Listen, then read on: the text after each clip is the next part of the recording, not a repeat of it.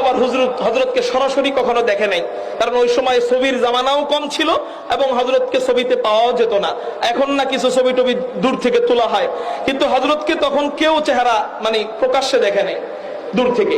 তা আমার আব্বা হযরতকে দেখে নাই, তো হযরতের কাছে গেছে, মাদ্রাসায় গেছে, যে হযরত কোথায়? একজনে বলছে যে হযরত ওই রুমে থাকেন, যান আপনি। তো বাহির থেকে টোকা দিছে, সালাম দিছে, সালাম দেওয়ার পরে গেট খুলছে, একজন খাদেমের মতো কে যেন আসছে, একজন খাদেমের মতো, একেবারে ব্যবহার আচার খাদেম। আয়েশা বলতেছে আসসালামু আলাইকুম ওয়া রাহমাতুল্লাহ, হযরত আপনি কাকে চান? আব্বু বলতেছে আমি মুফতি আব্দুল মালিক সাহেব হুজুরের কাছে আসছিলাম একটা জরুরতে। উনি বলতেছেন আচ্ছা ভিতরে ঢুকেন, হযরত আছে।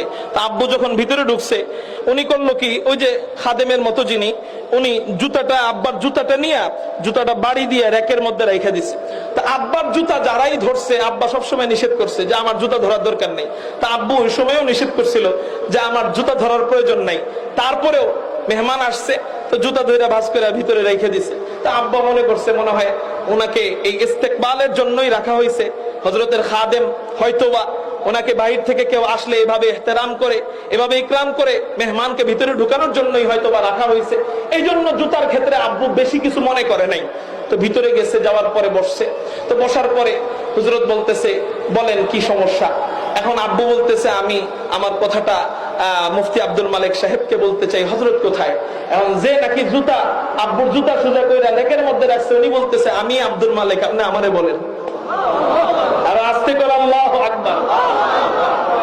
আব্বা তখন আসমান যেন মাথায় ভেঙে পড়ছে, কি বলবে আর কি করবে, সাথে সাথে দাঁড়ায় গেছে, হযরতকে জড়ায় ধরছে। হযরত আপনি বাংলাদেশের, শুনছি আপনি বাংলাদেশের 1 নাম্বার আলেম, বাংলাদেশের প্রথম কাতারের সর্বপ্রথম আলেম আপনি, 1 নাম্বারের আলেম আপনি, সেখানে আপনি আমার জুতা ধরলেন কেন? হযরত বলতেছে এই মুহূর্তে তো আপনি আমার মেহমান, তো মেহমানের কদর করলাম, আল্লাহ যদি ইউসিলে আমাকে কবুল করে এটা কোনো বিষয় না, বলেন আপনি কি বলেন।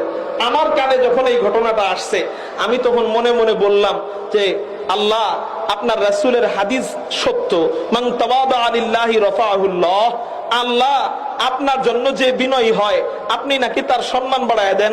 তো এই মুফতি আব্দুল মালিক সাহেবের সম্মান এতই যদি হয়, আমরা তো এখনো কেউ চিনি না, এমন কেন? তো নবীজির হাদিস সত্য, তাও আমরা মুফতি আব্দুল মালিক সাহেবকে চিনতেছি না।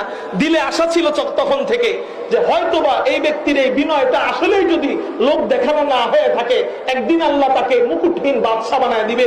তার সত্যতা আমি গতকালকে মসনদের মধ্যে, মিম্বরের মধ্যে আমি দেখতে পাইছি। ভাই এটাই হলো বড়দের বড় হওয়ার গোপন তথ্য। বড় যদি হতে চাও, নিজেকে ছোট বানায় দাও।